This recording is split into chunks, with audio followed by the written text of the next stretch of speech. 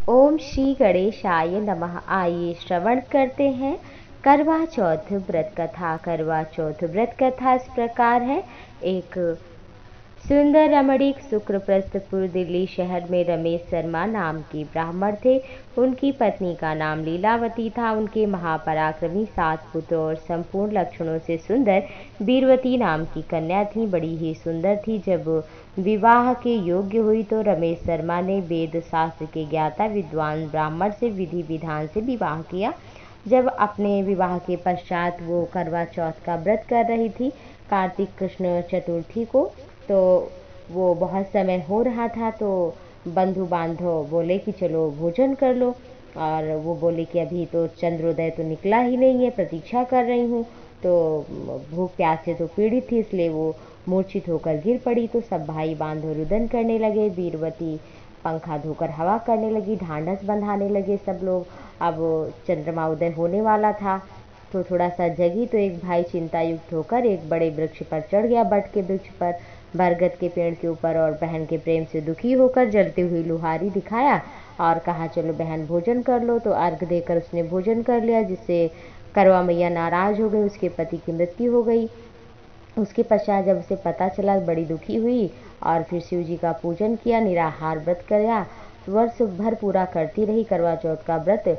फिर उसी तरह से विधि विधान से किया। जब पूजा कर रही थी तो देवकन्या इंद्राणी के साथ वहाँ स्वर्गलोक से आई हुई थी और वह बीरवती के पास गई और बीरवती ने सब बातें इंद्राणी से पूछी। बीरवती ने कहा, हमने करवा चौथ का व्रत किया था तो भी हमारा पति मर गया, ये किस कारण से देवेश्वरी? आप हमारे भाग्य से आई हैं, कृपा करिए हम पर। इंद्राणी ने कहा कि तुमने बिना चौथ का चांद निकले ही अर्घ दे दिया था, इसी से दूषित हुआ और तुम्हारा पति मर गया। अब तुमने व्रत किया है तो मैं प्रसन्न हूँ, अब तुम्हारे पति को जीवित कर दूंगी। कृष्ण भगवान ये कथा द्रौपदी को सुना रहे थे। तो बोले कि इंद्राणी के वचन को सुनकर बीरवती ने फिर और श्रद्धा भक्ति भाव से पूजन किया और उससे प्रसन्न होकर इंद्राणी ने जल के द्वारा अभिषिंचित करके उसके पति को प्रकट कर जीवित कर दिया। बड़ा ही सुंदर देवता के समान हो गया। बीरवती अपने पति के साथ घर आकर आनंद से रहने लगी और इस व्रत के प्रभाव से धन धान्य सुख समृद्धि को प्राप्त हुआ। इसलिए तुम भी इस व्रत को करो। द्रौपदी से भगवान श्री कृष्ण बोले और द्रौपदी ने भी यही व्रत किया, तो उनके पति को संग्राम में कौरवों को जीत लिया और अतुलनीय राज्य प्राप्त किया। सारा संकट भी मिट गया। दूसरी कथा इस प्रकार है। एक साहूकार था, उसके साथ लड़का और एक लड़की थी। सेठानी के सहित बहू बेटी ने करवा चौथ का व्रत किया। रात्रि को साहूकार के लड़के भोजन करने लगे तो उन्होंने अपनी बहन को भोजन के लिए कहा, पर बहन ने उत्तर दिया कि भैया अभी चांद कहाँ निकला है। बहन की बात सुनकर के भाइयों ने नगर के बाहर गए, अग्नि जला दी और चलने से दिखा करके थोड़ा सा प्रकाश कुछ इस तरह से करके, जिससे कहा कि चांद निकल गया, सब लोग भोजन कर रहे हैं, तुम भी कर लो। और वो इस बात को जानती नहीं थी और उसने भोजन कर लिया, जिससे उसका पति बीमार हो गया और गणेश भगवान नाराज हुए।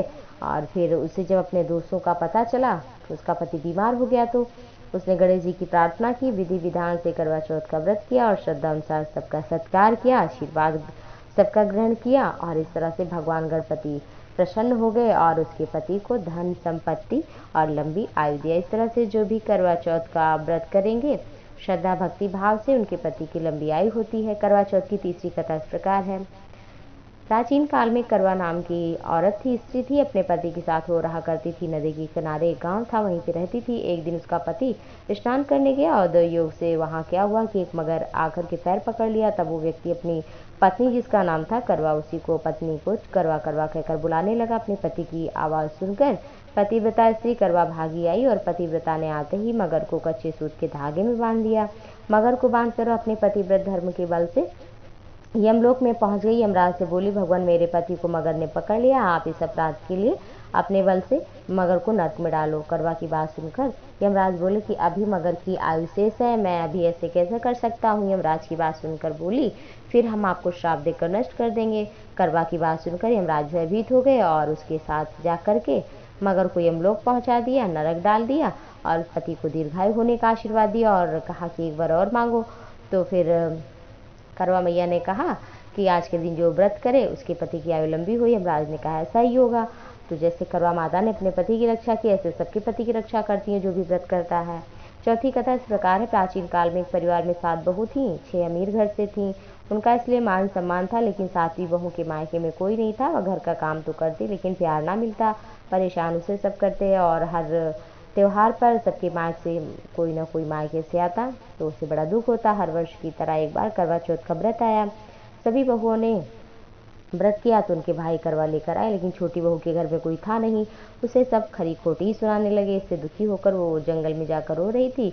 वहीं पास में एक बिल था, नाग रहता था। वो निकल कर आया और रोने का कारण पूछने लगा। नाग के पूछने पर छोटी बहू बोली, आज करवा चौथ है, यदि हमारा कोई भाई होता तो करवा लेकर जरूर आता। नाग को बड़ी दया आई। नाग ने कहा, बहन तुम घर चलो, मैं अभी करवा लेकर आता हूँ। थोड़ी देर बाद नाग बहुत से सामान लेकर घर पहुँच गया। इतना सामान देकर घर वाले खुश हो गए। सास ने भी कहा कि तुम नाग देवता के साथ कुछ दिन मन करे तो हो आओ, और वो चली गई। नाग देवता महल में उसको ले जाकर कहा, बहन बहुत आराम से रहो, यहाँ कोई कमी नहीं है, लेकिन सामने नांद है, इसे कभी मत खोलना। बहू की वहाँ पर मन बहू का लग गया और रहने लगी। लेकिन एक दिन के बाद जब कोई नहीं था महल में तो नांद उठाकर देखा, बहुत से सांप तो छोटे छोटे बच्चे इधर उधर भाग रहे थे। घबरा कर नांद ढक दी।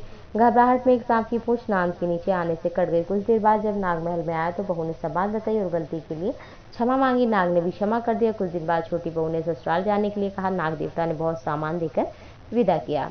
इतना घर वाले सामान इत्यादि देख करके इज्जत करने लगे। जिस सांप की पूंछ कटी थी सभी उसे पूंछकटा कहते थे, परेशान करते थे। एक दिन तंग आकर अपनी माँ से पूंछ कटने का कारण पूछा। माँ ने कहा कि छोटी बहू के नाम उठाने और घबराहट में रखने से तेरी पूंछ कट गई। तो सांप बोला, मैं बदला लूंगा। माँ ने बहुत समझाया, वो न माना। एक दिन मौका पाकर छोटी बहू के घर में घुस गया। उसे काटने की सोचने लगा।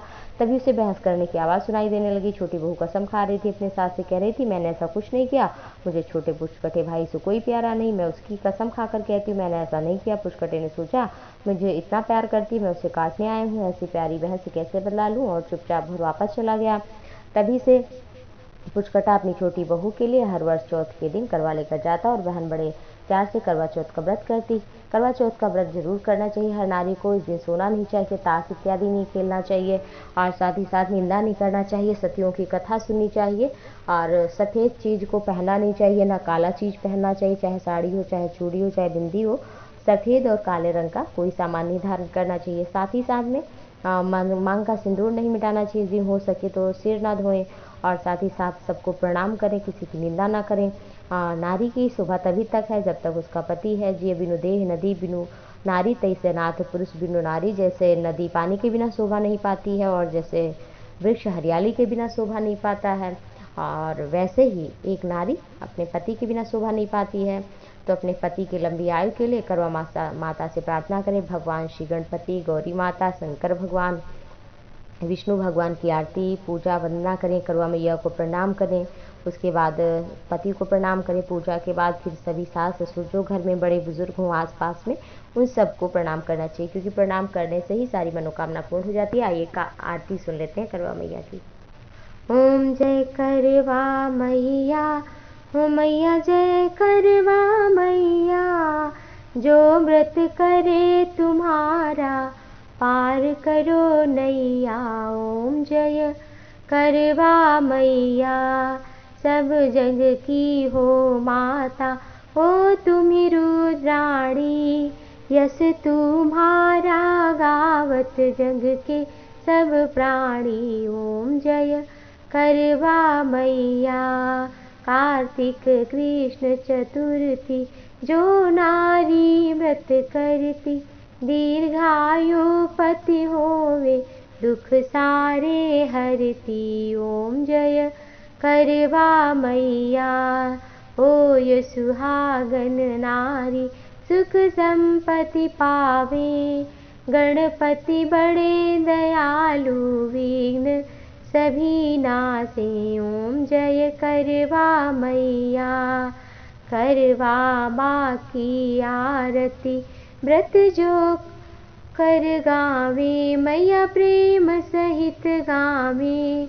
व्रत उनका हो पूर्ण, व्रत उनका हो पूर्ण, सब विधि सुख पावे। ओम जय करवा मैया, ओ मैया जय करवा मैया, कर्पूर गौरम करुणावतारम, संसार सारं भुजगेन्द्रहारं, सदा वसन्तं हृदयारविन्दे, भवं भवानी सहितं नमामि, त्वमेव माता च पिता त्वमेव त्वमेव बन्धु च सखा त्वमेव त्वमेव विद्या द्रविणं त्वमेव त्वमेव सर्वं मम देवदेव।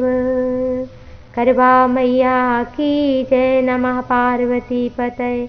हर हर महा